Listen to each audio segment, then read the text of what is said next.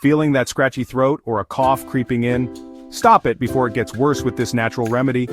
All you need is 1 small onion, 2 to 3 garlic cloves, and a few tablespoons of raw honey.